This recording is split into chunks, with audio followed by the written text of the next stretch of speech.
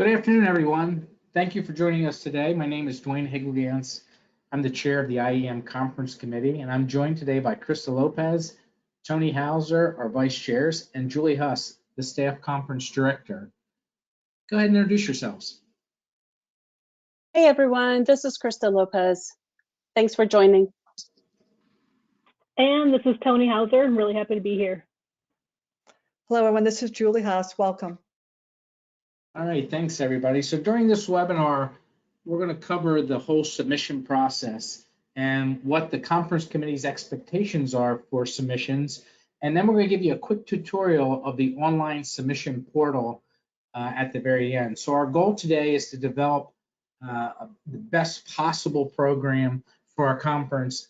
And we recognize that it's our speakers that give us a successful conference because we have successful, high level, and great speakers. So we will share the recording of this with everyone who registered, and it will be posted on the IAEM conference website under the speaker page as soon as possible. And that usually takes a couple of days after we finish this webinar today.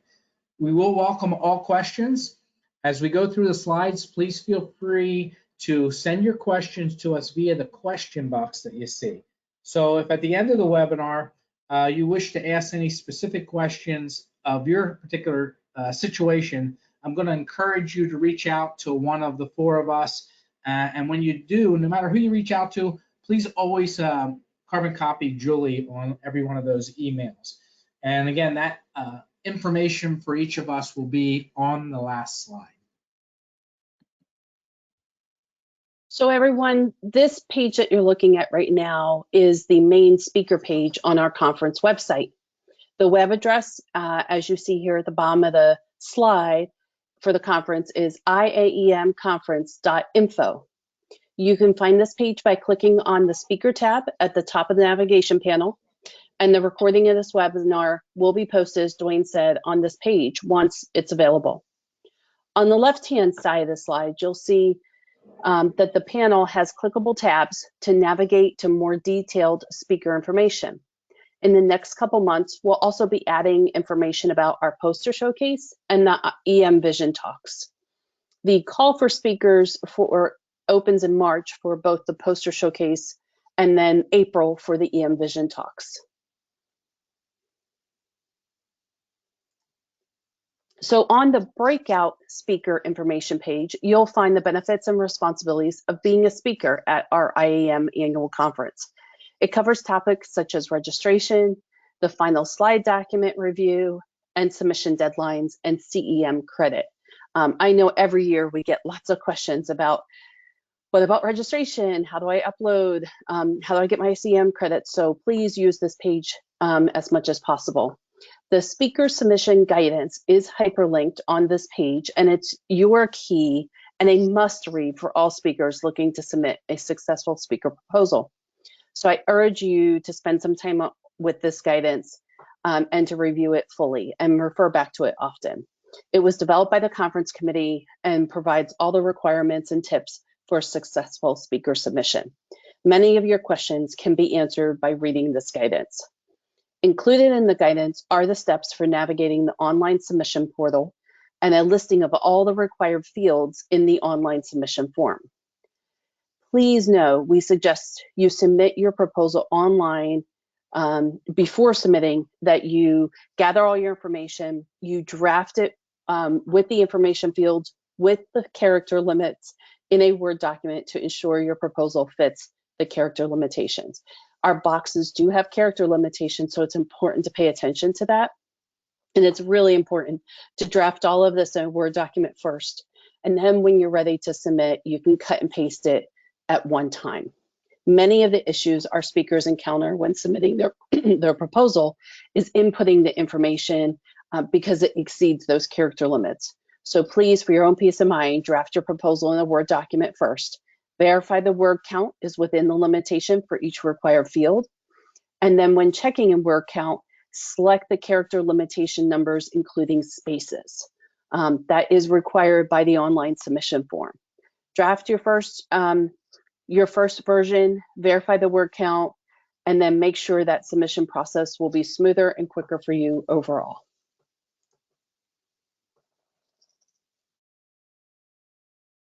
So please note that our deadline for submissions is February 17th, and it will not be extended. So please plan accordingly. And don't wait until the deadline to submit your proposal. Get it in early, avoid the rush, stand out from the crowd. And due to the large number of submissions we receive and the limited number of submission slots, even submissions that score well may not necessarily be accepted. We recommend that you bring your A game and put all of your effort into one really high quality submission. And all accepted speakers will be notified by May 1st. Our breakout sessions are 60 minutes long, and that time includes time for questions. All sessions will be held at the conference on Monday through Wednesday, November 6th, 7th, and 8th, and that is this year, 2023. Anyone who submits a proposal for a breakout session must comply with the no logos feature. We understand that your organization may not agree. However, we want to remind everyone that the IAEM Annual Conference Program is a platform for professional development and earnest learning. It's not for sales. If you do have a product or service you are interested in selling, we suggest that you exhibit at our EMAX exhibit hall at the conference. All speakers will be assigned to a member of the conference committee who will act as a speaker liaison for your session.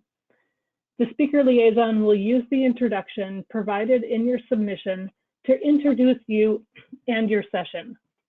The speaker liaison will also be the timekeeper for your session and let you know when time is running out.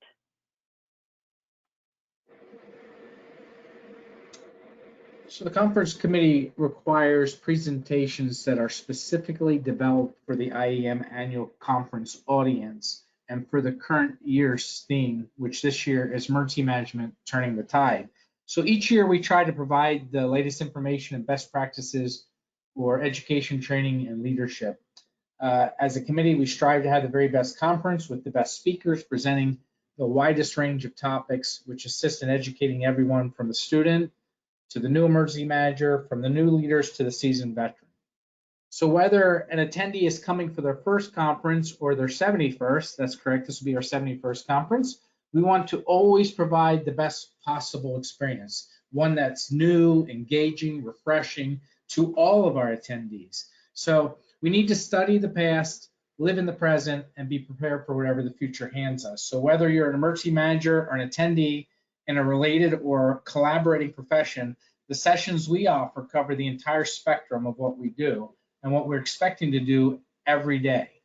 Some of the topic areas for your consideration are listed here, but do not let this limit your submissions. Again, we give these basic ideas, but if you have something that's really cutting edge, please feel free to submit it.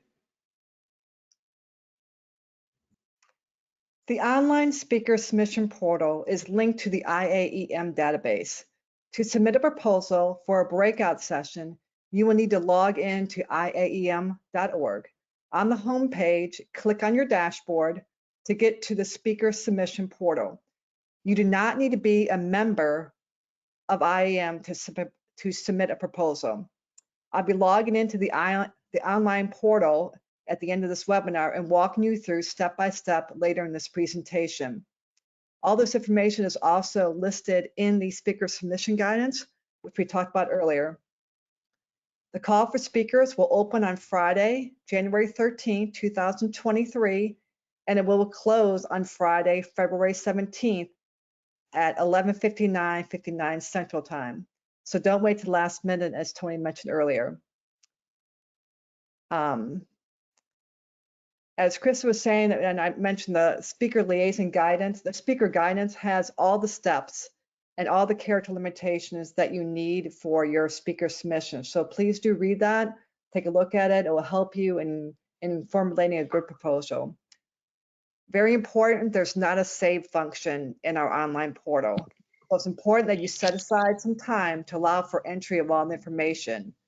You can go into the online portal and take a look at it without filling anything in, so you can kind of see what's all there without, you can skip to every page, but you can't, once you start, you have to finish it. It won't save.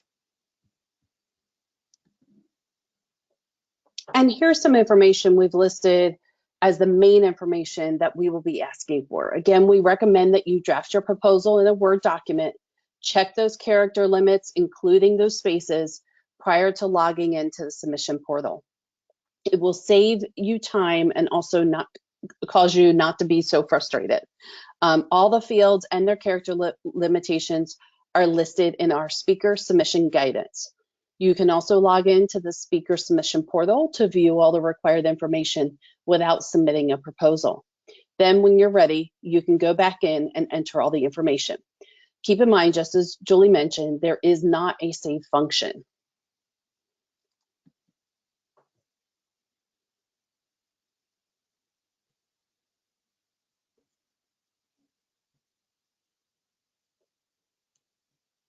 I am muted, sorry about that. We've provided guidance for you to use, and as you probably noticed, we've repeated a few things here during this webinar. We're going to repeat a few more things because these are the places where we see people struggle each year.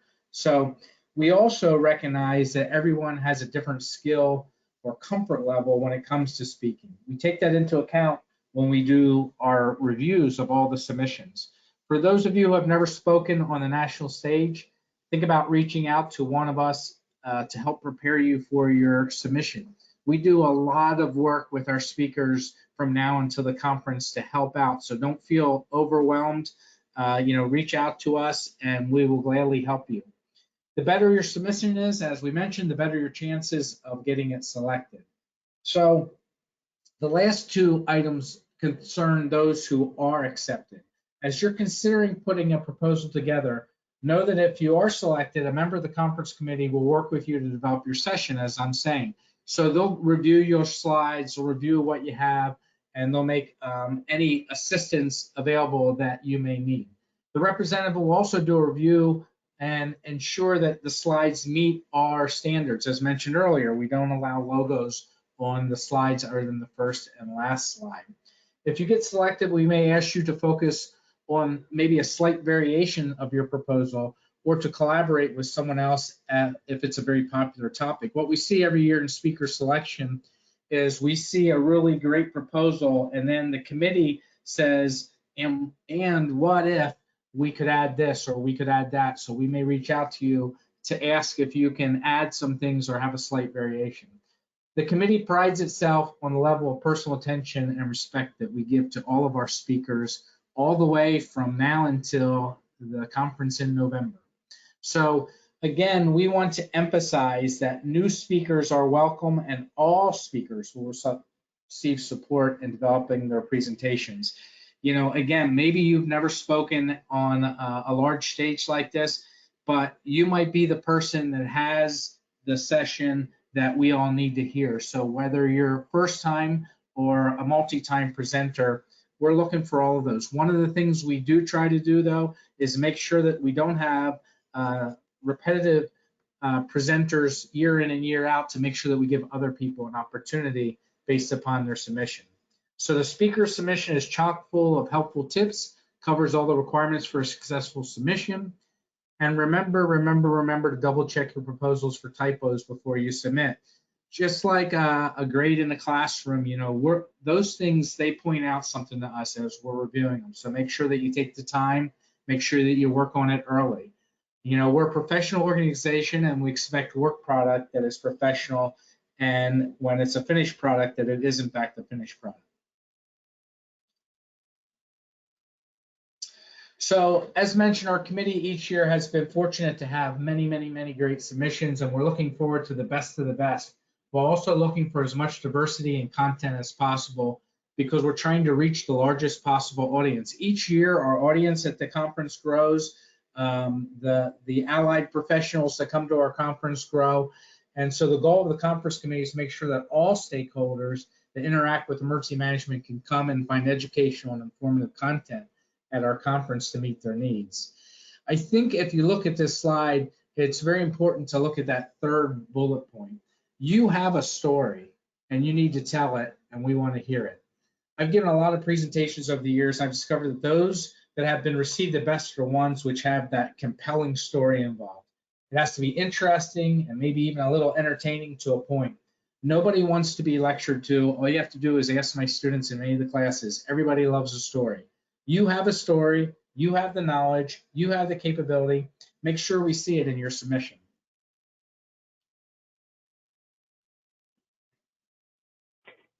So selected speakers will be provided with an IAEM slide template to use for their presentation at the conference.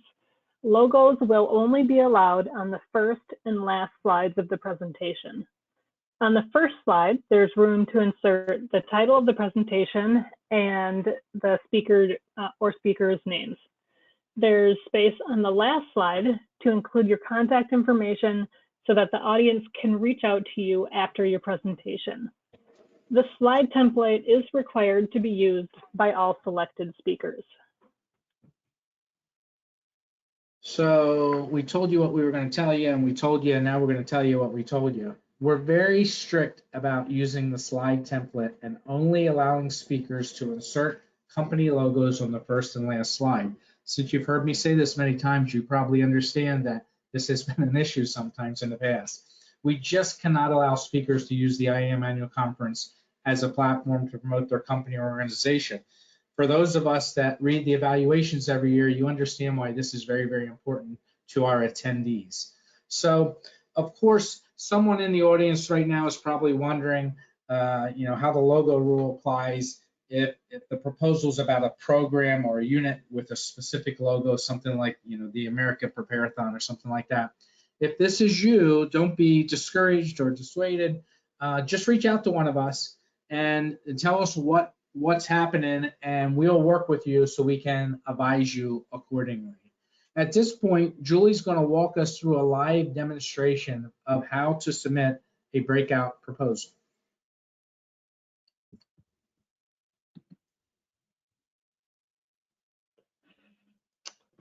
All right, everyone. I am now on my personal dashboard on IAEM.org. So I have logged in before we start this webinar to IAEM.org, and I am on my dashboard. So you get to this by going to my dashboard after you log in, and here you are. So down here at the bottom, there's speaker submissions. On January 13th, Friday, this first thing, speaker submission, will populate. It's not there now if you go there, but it will on that date. And this is what you click on to start your proposal. So after I click on it, you have two options. One is I am submitting a speaker proposal on behalf of myself. The other one is I'm submitting a speaker proposal on behalf of someone else. So sometimes we have admins or somebody, a co-speaker that wants another speaker to be the main speaker, and they will do the, shall we say, the work, the heavy lift of getting this in for them. So that's why you have two options here. So I'm going to do it on behalf of myself. All right, so the first thing that populates is everything that's in the IAEM.org database underneath your name. So here you have my name, my title, my address, phone numbers. That's all there. If one of these red asterisks are not complete, I'll tell you at the end, it'll prompt you that you have to fill those in. So if you're going through here and you see something that's incomplete, you probably want to fill that in to save you time at the end. We ask for social information. If you have that, you want to share it with us. It's not required. However, it's very helpful to us in our planning. The next thing is our bio. So you put your bio in there. Again, the field character limitations are listed underneath each field that has these character limits. So it's there, so you have to go back and reference the guidance. It sits right for you. Then you can either click here or click over here to go to the submission information. This is basically the meat of your proposal.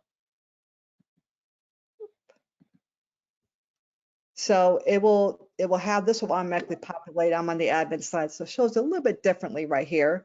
In here are interest areas. There are probably about 20, 25 of them to pick from. This is the main topic or interest area of your submission that you want to select. Next, you put in your a title of your proposal, again, character limited, and then your abstract. These little arrows, I don't know if you can see it on the webinar here, you can pull them and drag them and make these boxes bigger so it's easier for you to add in content. Again, below each box shows you the character limitation. What the audience will get from your presentation. So right here, we're looking for objectives, takeaways, lessons learned. You want to add that in here as well. The speaker intro. In fact, it's funny that the chairs and I were talking about this right before this webinar. This is something that the speaker liaison will read to all the attendees that are there at your session at the annual conference in person. So it's not a short bio or a shorter version of your bio or even your bio. It's what you want read to the audience when you're there in Long Beach right before your session starts. So keep it brief. Nobody wants to hear the bio. They really don't want to hear the speaker liaison speaking. They want to hear you as the speaker. So keep it brief, have it highlight what your session is going to be about and a little bit about the speakers that are be there. Audio visual needs, we have standard equipment that we provide in each room. If you want to do anything else, you can request it. Can't guarantee that it will be provided, but if it's reasonable, we can do that. In every breakout room, we do not have internet, so you have to plan accordingly. If you had a video or something else, or you want to go to a live website, you probably want to take screenshots of that because there will not be internet in any of the rooms. If you want to provide a video link of a past presentation you've done, this is only optional. It only can help your submission. It will not hurt you if you do not have a video link of a past presentation. This is only an added little thing that you might want to add in there to help get your point across. Again, it's completely optional. And those people that don't have one, it doesn't hurt you. And those people that do have one, it only helps you a little bit, but doesn't really weigh in the evaluation of conference committee members. If you have additional speakers, there's next, you can go next again here, I'll hit next. It goes to the additional speakers. So in here, you can add more. If you don't have anybody, you can skip this whole page and not worry about it. But when you add them, it pops up a box. And there's two ways to do this. You can either search for them in the IAEM database by clicking this search button, or you can hit the plus sign and then we'll add in, you can add in all these fields for your speaker. So I would suggest you search first to see if the person you're looking for is in our IAEM database, because then it will populate their name, their email, their address, their job title, and so forth for you, rather than going and adding it all from the start. And you need to add in their experience and their references as well. Once you get to all of that, the last thing is additional details page, which we are asking for you as the main speaker, your past speaking presentation experiences. We ask for 2, the dates, locations, etc., for where you have spoken in the past. And then we ask for 2 references. We prefer if it's somebody from IAEM, that way we can reach out to that person. If it's not, that is okay. Just provide their name, phone number, and email. The last thing on this page in the submission portal is the speaker agreement. Basically, we are asking you to make sure that this is your work. You're not copyrighting somebody else's work. That you have any pictures you have are of your own, or you're giving proper credit to those people that have provided you those pictures. You're also agreeing that if you are selected by August 1st, that you will get us your final slide presentation, along with updating anything that has changed from now in January till August. People change jobs or change job titles. That's what we would like, the updated information, because this is when we start finalizing our program, where we want that completely updated on our website. So once you click all of these, you will hit preview submission. This is the bottom button down here. And when you click on it, you'll see that I did not fill out a lot of things on this form, and it pretty much tells you what page. So like the submission information, I didn't put a title in, I didn't put my abstract in. So it tells you what page it is and actually what area it is on that page. Once you do all that and you correct all these errors, you hit preview submission again. If it is all complete, it will show you your submission, and then you click submit, and it will give you a confirmation page. It'll populate on the screen. You won't get an email. So if some people wonder, do I get an email? You won't get that, but it will show on the screen. One thing to note that a lot of people, and we mentioned this, as Dwayne said, we repeated a lot of things in this webinar about character limitation is one of the things. We have some people that do like character limitations is 2,000 characters. So they do 2,000 characters, including spaces, but they have somewhere in there, there's some funny spacing or funny characters that's making it bump above. I would suggest that you make your Word document a .text document, and that way we'll take out any of that funny little spacing or whatever and make you fit within that 2,000 characters legitimately. So it's weird how that happens sometimes. So sometimes there's funny things as you're editing and you're copying and pasting. Things get in there that aren't. So if you add it in as you're close to that limit and you're having some issues, make it as a .text document and then copy that and paste it in, and you shouldn't have any problems then. All right. Thank you, Julie. And as Julie said, there's a lot of important information in there. Don't get stressed out. It's not really that difficult if you take your time, and especially if you think you're going to present or want to submit, right now you can work on your bio and all that kind of stuff. Get that all in a Word document in text format a while. And then when it's time to actually put in your submission, all that stuff is already taken care of for you. So you get that out of the way now. We're going to open it up for any questions you might have. Again, if you have specific things about your individual proposal, you can reach out to myself, Krista, or Tony. Make sure you always carbon copy Julie so she's in the loop. She's the real brains of this outfit that make it work. Again, this webinar is being recorded. We're going to send it out to all those who registered. It will be posted on our conference website also. As Julie said, there's important parts in there. The conference, when we're doing speaker review, we look at all that. When you have somebody that you're putting in as your reference, make sure that somebody that's actually heard you speak, not just, if you write down my name because you know me, but I've never heard you speak, that doesn't really do us a lot of good when we're doing the reviews, because we do reach out to find out. We want to make sure that we're putting forth the best possible program. Julie, are there any questions in the box for us? Yes, there is. The first question is, if part of the presentation discusses utilizing Microsoft products, is that considered branding product / product preference of use? I would say no, unless you're the Microsoft salesperson trying to sell Microsoft. But if it's something that you use as part of emergency management, or we need, and I think Krista can probably address this. She's had to deal with this a little bit. We all have things that we use in our profession that, if you don't have it in your presentation, it kind of makes it kind of awkward, right? Absolutely. Yeah, Dwayne, I mean, when I was working for the state, there were certain Microsoft applications that we used that were part of, presentations, like, this is how I manage my grant, and this is the portal, and let me show you how I go in. And so people are going to obviously see who your base system is. But again, our logo issue is about reducing the inclination to sales pitch. I work for a vendor firm now. I don't work for the state any longer.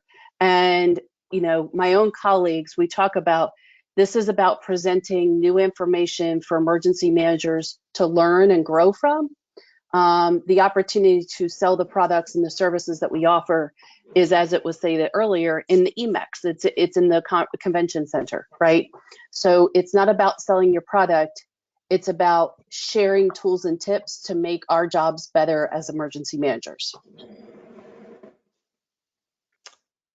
All right, next question is it is suggested that we provide, I guess it means, should we provide organization or personal social media links? Sorry, that was typed word. Dwayne, I would say it could be either or. Typically, I provide my personal social media links because if I'm the one presenting, sometimes people want to learn more about me as the presenter.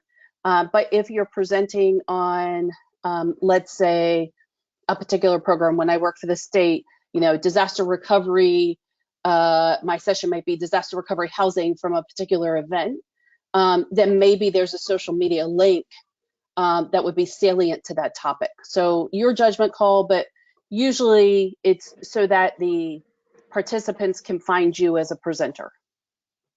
Yeah, I agree 100%.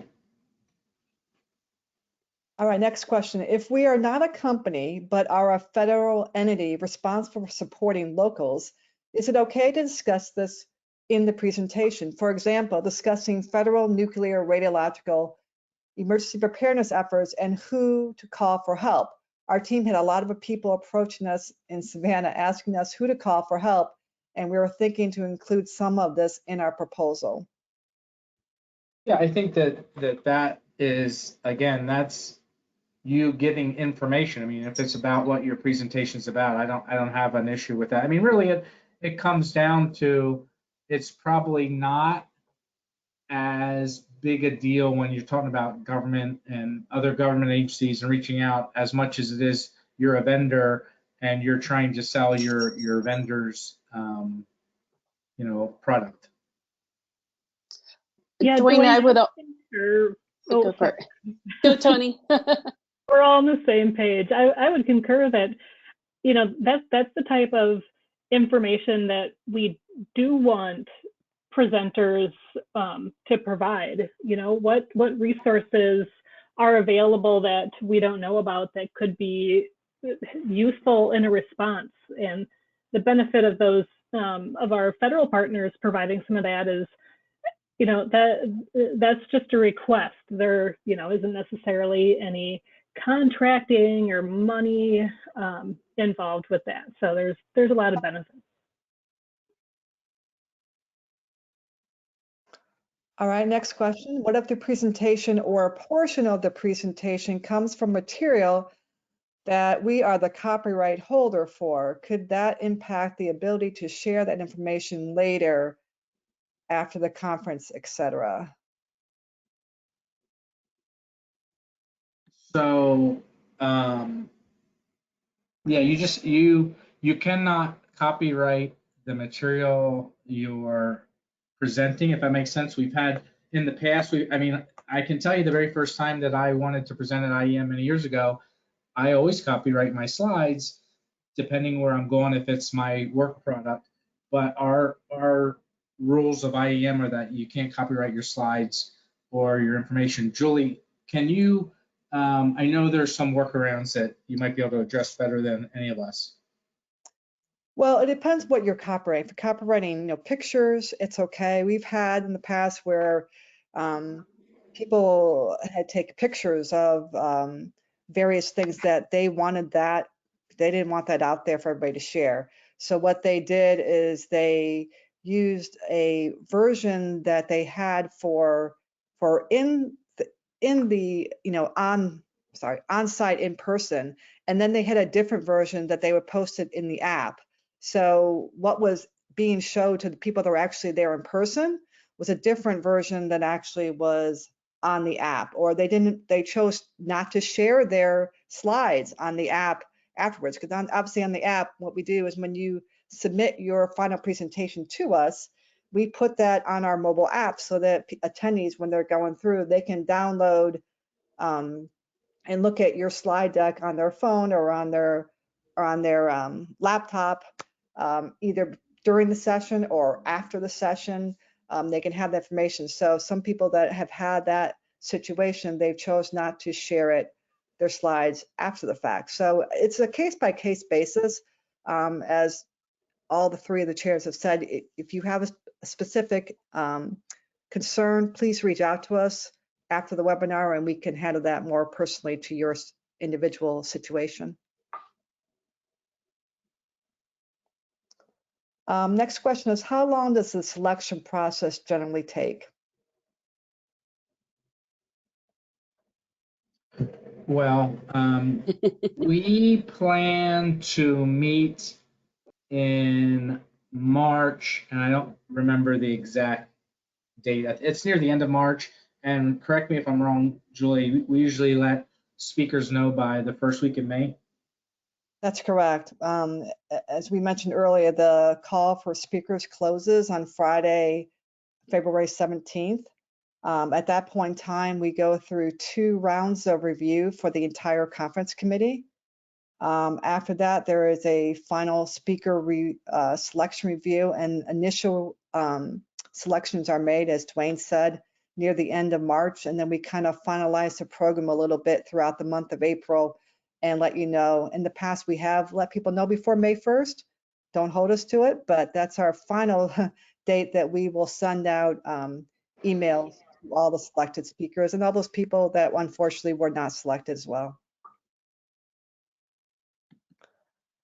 Are there minimum qualifications for presenters? Example, do you accept student submissions? We do accept student submissions, and I believe we've had students present in the past. We've also had students obviously present as part of our poster showcase for research we've done. Do you post the actual slides or PDFs of the slides?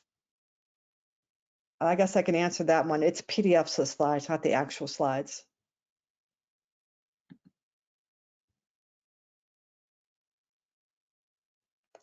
At this point in time, I don't have any more questions. Does anybody, if you are out there listening, if you have anything else you want to add, feel free to send them our way.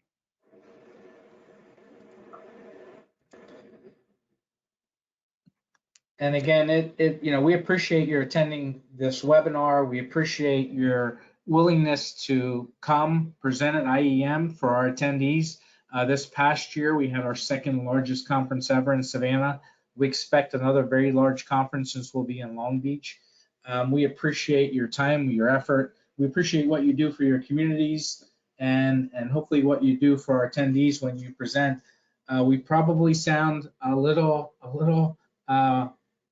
tough with some of these things, but we really try to make it as transparent and fair as possible.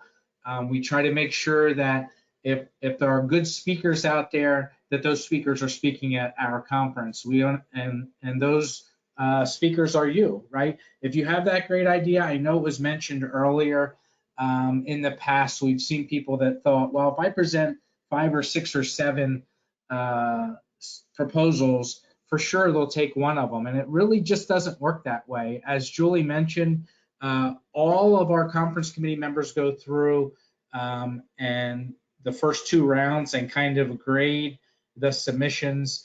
And then from there, we pick the very best. This last year, it was 88. We'll be about that number this year also. But we want you to put all your effort into that very best proposal that our attendees can come and hear you and walk away in such a better shape than when they walked into the room. And it's just so important that we have the best speakers. And so again, if you're thinking about, not that you can't put in multiple proposals, but put your effort into that one that's really the one that matters, because you don't get to the point where it's like, well, we'll just pick one of their 6 because they put 6 in. It honestly does not work that way, as Julie and Krista and Tony can attest to.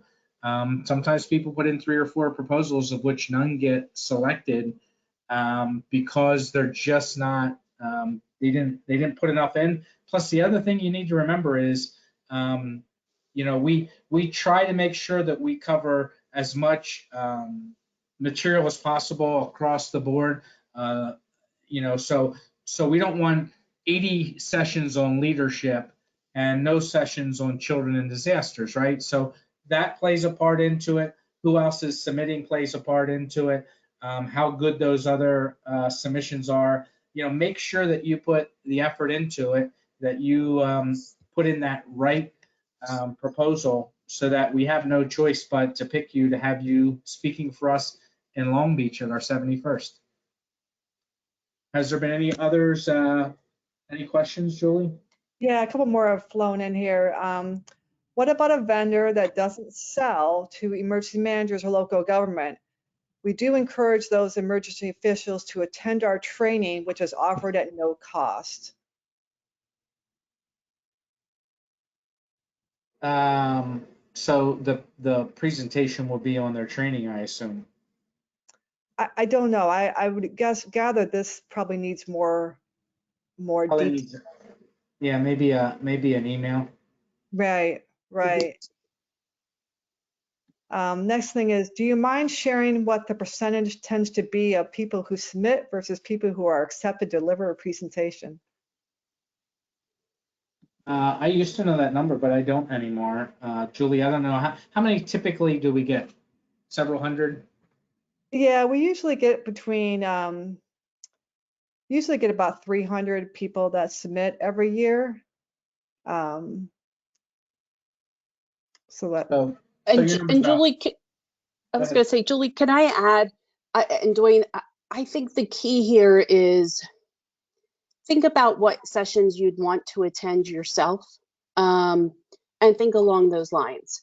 So the feedback I often hear is, I want to hear how they did it, right? I want to hear how X jurisdiction responded to the blizzard that just hit, or the airline emergency managers, we were just talking about this, how are you handling all these thousands of people stranded at your airports, and managing through that?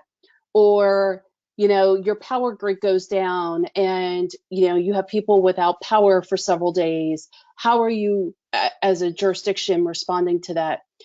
Or did you develop a response tool or technique within your jurisdiction that other jurisdictions could use? I worked with in the state of Texas for a long time, and we developed a template that every jurisdiction could use to develop a pre-disaster housing plan, right? And it was free. It was like, here, just go use it, right? Like, you don't have to write your plan anymore, right? You just have to tailor it to yourself. So is there stuff that folks can walk away with? That's what we're looking for. And like Dwayne said, is it unique too? Is it not the same thing that everybody else is presenting on? Because we want to provide a variety to our attendees. Hopefully that helps. and there's another question that has come in. Are there workshop session opportunities usually longer than an hour in which we could submit a proposal? If it's training, we do have training sessions pre and post conference, but all of our sessions are basically an hour. So if you have a possible workshop, a training workshop that you're interested in, please, or giving offering, please email us with that information that we can take a look at it. And that's all the questions I have right now. All right. Well, again, here's our contact information. Again, if you want to brainstorm or review a session, reach out to any of us. We really try the best we can to get to know all of our speakers and provide that personal attention that the four of us have been talking about.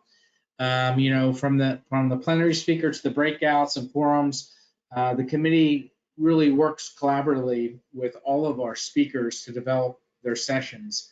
So please don't hesitate to reach out to us early and ask those questions before you submit your proposal, and we'd be more than happy to help you. Also, I'd like to make sure that everybody knows that, again, this year we're having our mid-year virtual conference. It's going to be on April 20th and 21st. On the 20th, it'll be a day of speaker sessions like you've heard in the past, the last couple of years. And on the second day, we're returning to a format that we used a couple of years ago in which we're going to have training sessions on day 2. And this year, for the first time, we're also going to have one of our more popular things at the live conference as part of the virtual conference, and that's the EM Vision Talks. So again, if you have things, you think of something when you get offline here, please feel free to reach out to us. In a couple of days, Julie will be sending out the link to this to everybody that registered. In closing, I'll just go around the room here. Krista, closing remarks? Wayne, I think you covered it all. I just wanted to emphasize our virtual conference coming up. So we're looking forward to that as well. Thank you. Tony? I want to hit again on something that was mentioned earlier, which is, telling your story. I think that's one of the best ways to look at, what do I want to present or what do I want to share with people, and looking at your own personal story and what things you've done or what you've been involved in is a really good way to start with that. Yeah, great. Those are always the best, right? I mean, a couple of times, over the last couple of years, we've had meetings to discuss, especially plenaries and whatnot. And it's like, who has the story, right, that we all want to hear, that we can all learn from. So very good. Thank you very much for that, Tony. And Julie? Yeah, I just want to add, as was mentioned earlier today, I think Dwayne said it, about you preparing your information now. That in that speaker guidance has all the main character fields we're looking for and the character limitations. I would highly suggest you complete it now and figure out what it is in a Word doc that you actually want to do. You can tweak it over the next month. But don't wait to that last minute. I mean, as you guys all know, that your job is full of this. Something happens, right? It always happens. You plan to have submitted in, that last week, and the world blows up in your universe wherever you are in that part of the country. So it will happen. It does. It happens every year, and people run out of time. And then you're putting in something that is probably not your best effort, and you're just hurting your chances of being selected. We want the best speakers. We know you all have it in you to give us the best you have. So start now and prepare something, draft it, tweak it. That way you're ready to go when you want to submit it, rather than having something happen that prevents you from submitting it. And one other thing I want to add is that we mentioned the virtual conference. We hope you all will attend. Information we posted on our website here soon. We are not doing a call for speakers for that. So if some people are wondering, oh, can I submit for that? We are not doing a call for speakers for the virtual. So in case anybody wants to know, to help, any questions. And then, as we said, if you have any questions of any of us, please, our emails are here, reach out to us. Yeah, and the virtual conference, as Julie mentioned, we have 15 speakers that we're hoping to get on board that are some of the best we have from the past. So the virtual conference is a way to get even additional information from some of the better speakers that we've had in the past, and also to help those that can never attend the annual conference. And the final thing I want to say is we have a deadline. I know it was mentioned earlier. It happens every year, and I and the chairs and Julie, we always feel terrible about this. But if you miss the deadline, unfortunately, you missed the deadline. We have the deadline for the reason. That's why that don't be Dwayne the procrastinator. Work on that stuff early and be ready, because if you miss the deadline, unfortunately, you're going to get an email when you ask us if you can submit late, and we're just going to unfortunately have to tell you that we're sorry, but you missed the deadline. So please, if you have anything, any questions whatsoever you think of, reach out to us. We look forward to reading all your submissions. We look forward to listening and hearing your story to make us all better emergency managers. So thank you very much. Have a great rest of your day. Hopefully we'll see your submissions soon, and hopefully we'll see you all in Long Beach in November. Thanks, everybody.